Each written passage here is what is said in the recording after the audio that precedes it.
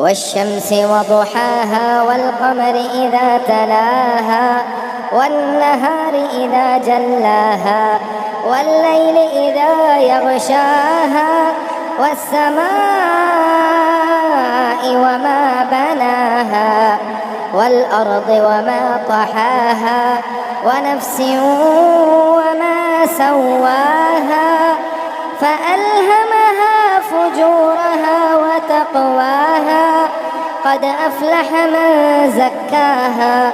وقد خاب من دساها كذبت ثمود بطغواها إذ انبعث أشقاها فقال لهم رسول الله ناقة الله وسقياها فكذبوه فعقروها فدمدم عليهم ربهم بذنبهم فسواها